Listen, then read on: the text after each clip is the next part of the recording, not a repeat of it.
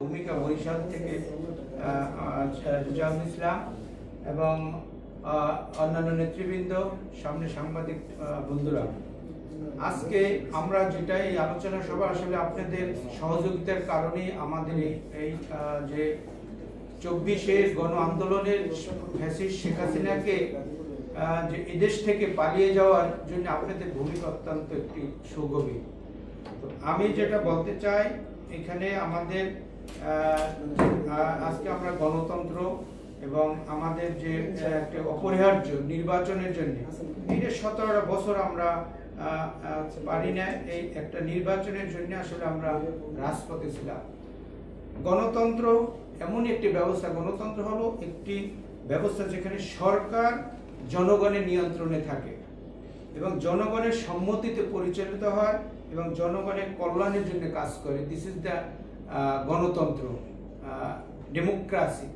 তো আজকে আমাদের এই যে 17টা বছর শেখ হাসিনার বিরুদ্ধে আমাদের যে সংগ্রাম, কত কাছের বন্ধু, কত কাছের সেই সহযোদ্ধাদেরকে হারিয়েছি একটি নির্বাচনের কারণে। গণতন্ত্র যেখানে অপরিহার্য ছিল, সেখানে গণতন্ত্রের বাইরে পরিবারতন্ত্র নিয়ে তার আত্মীয় স্বজন তন্ত্র এখানে পরিচালিত হয়েছে। তো আজকে সেখান থেকে আমরা এই স্বৈরাচারী আন্দোলনের, যেটা 36শে জুলাই বলে অথবা ছাত্র জনতা, শ্রমিক, মেহনতি মানুষকে সমন্বয়ে আমরা যে একটি গণতন্ত্র পেয়েছি, এই গণতন্ত্রের ধারাবাহিকতা আমরা সেই ফ্যাসিস্ট সরকারকে এখানে হটিয়েছি। আজকে তারা এমন একটি রাষ্ট্রে যেখানে গণতন্ত্র বলে, যেখানে তারা প্রচার করে, সেই রাষ্ট্রের হচ্ছে আমাদের পার্শ্ববর্তী দেশের সেই ফ্যাসিস্ট শেখ হাসিনা। কিন্তু আমি যেটা বলতে চাই, এই নির্বাচনের জন্য আমাদের কত 2000 ছাত্র জনতা তারা শহীদ হয়েছেন, 30,000-এর মতো জীবনের চরে পঙ্গু হয়েছেন। কারো এক চোখ আছে, কারো দুই চোখ হারিয়েছে, কারো হাত হারিয়েছে, কারো পা হারিয়েছে। আজকে আমরা সেদিকে তাকাচ্ছি না।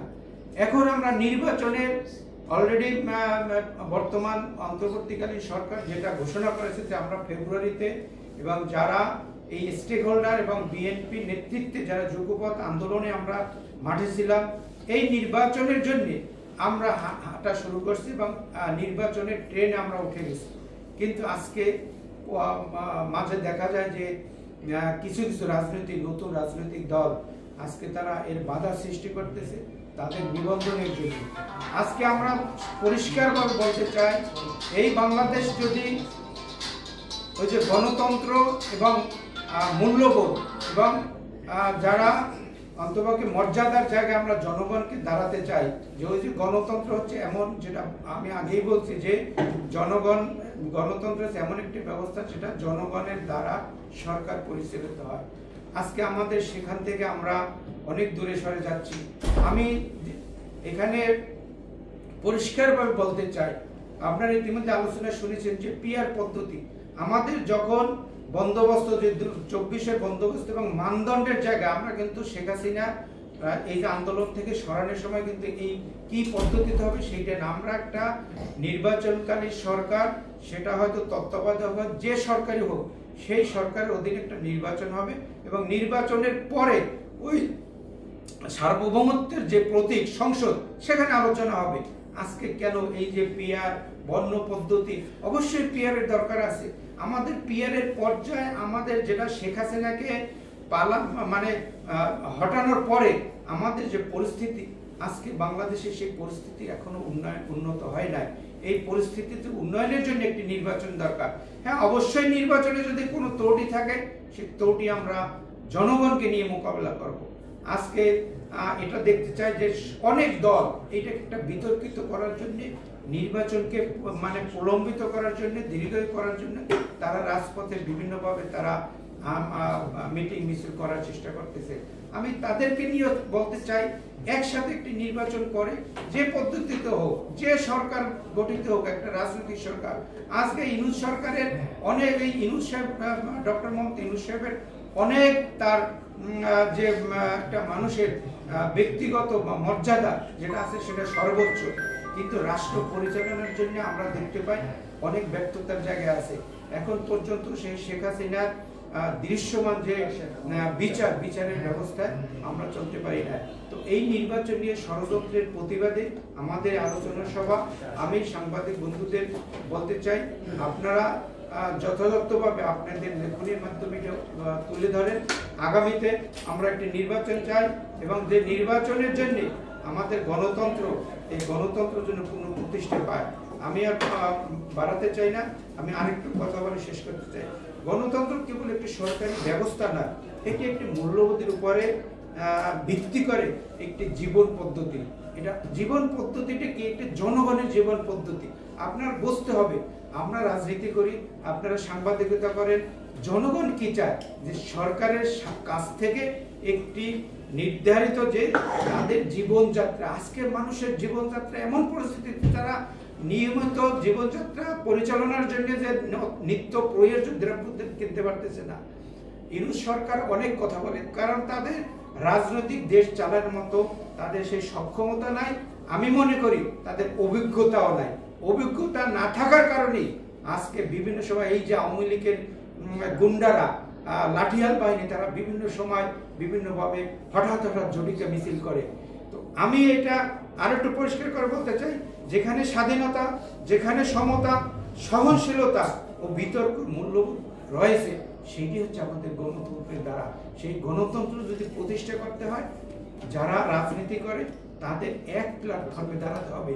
এই দেশে আজকে আমরা পার্শ্ববর্তী এই যে ভারত, আমরা সবসময়ের জন্য বলতে, কারণ ভারত আমাদের বন্ধু হতে পারে না, কারণ সেই স্বাধীনতার সময় আমাদেরকে সহযোগিতা করেছে। কিন্তু তখনকার প্রধানমন্ত্রী শেখ মুজিব সাহেব বলেছিল যে ইন্দিরা গান্ধী অনুরোধ করেছিল যে আপনি সৈন্য সরিয়ে নেন, কিন্তু সেই সময় আপনারা দেখেছেন যে বাথরুমের টয়লেটের কমোড পর্যন্ত তারা খুলে নিয়ে গেছে। অর্থাৎ ভারত আমাদের কখনো বন্ধু হতে পারে না। এরা আমাদের প্রতিবেশীমূলক আচরণও আমরা তাদের কাছে পাই না। আজকে শেখ হাসিনার মতো নিকৃষ্ট একজন নারী তাকে ওইখানে আশ্রয় দিয়েছে। অথবা আমি পরিষ্কার করে বলতে চাই, এই বাংলাদেশে যদি গণতন্ত্র প্রতিষ্ঠা করতে হয়, একটি ভালো নির্বাচন করতে হবে। যে নির্বাচন আন্তর্জাতিক মানের, যে নির্বাচন হবে জনগণের ভাগ্যের পরিবর্তন, গণতন্ত্রের পূর্ণ প্রতিষ্ঠা। যেখানে আমি পূর্বেই বলেছি যে গণতন্ত্রের জন্য হচ্ছে জনগণের দ্বারা পরিচালিত সরকার। অর্থাৎ ওই পর্যায়ে যদি আমরা যেতে পারি, যত ধরনের ষড়যন্ত্র আসুক, আমরা নতুন নতুন দল করতে পারি, কিন্তু প্রিয় বন্ধুরা, আপনার বাংলাদেশ কিভাবে প্রতিষ্ঠা হবে, বাংলাদেশ স্বাধীনতা কিভাবে মর্যাদা লাভ করবে, বাংলাদেশ বিশ্বের কাছে মাথা উঁচু করে দাঁড়াবে, যেই বদনাম শেখ হাসিনা করে দিয়েছে, এই বদনাম যদি বাংলাদেশের 54 বছরের মানুষ এখন পর্যন্ত একটি সুনির্দিষ্ট সরকার পায় না, এই সরকার যদি পেতে হয়, আমাদের একটা ভালো নির্বাচন দরকার। সেই নির্বাচনের জন্য আপনাদের সকলকে আমি আহ্বান জানিয়ে, আগামীর বাংলাদেশ হবে গণতন্ত্রের বাংলাদেশ, আগামীর বাংলাদেশ হবে শ্রমিকের বাংলাদেশ, আগামীর বাংলাদেশ হবে কৃষকের বাংলাদেশ, আগামীর বাংলাদেশ দেখতে চাই ওই বাংলাদেশ যেখানে জেলেরা জীবন পেট ভরে খেতে পারবে, তাদের যে ওই যে 2 মাস 3 মাস যে মাছ ধরা বন্ধ রাখে, অসহায় অসহায়ের মতো থাকে। কারণ আমি দক্ষিণ বাংলার সাথে জেলেদের সাথে চলাফেরার অভিজ্ঞতা আছে, তারা কিভাবে একটা পরিবার চলে, না আছে যে জনগণের সেই যে মান মর্যাদা, সেইটা নাই। অতএব আপনাদের সকলকে ধৈর্য ধরে বক্তব্য শোনার জন্য ধন্যবাদ জানাচ্ছি। আগামীতে দেখা হবে রাজপথে। যদি কোনো বাংলাদেশে আন্দোলনের দরকার হয়, আমরা সেই ন্যায়ের পথে, আদর্শের পথে আন্দোলন করে চালিয়ে যাব। সবাইকে ধন্যবাদ। আমি আজকের এই আলোচনা সভায় সমাপ্তি ঘোষণা করছি।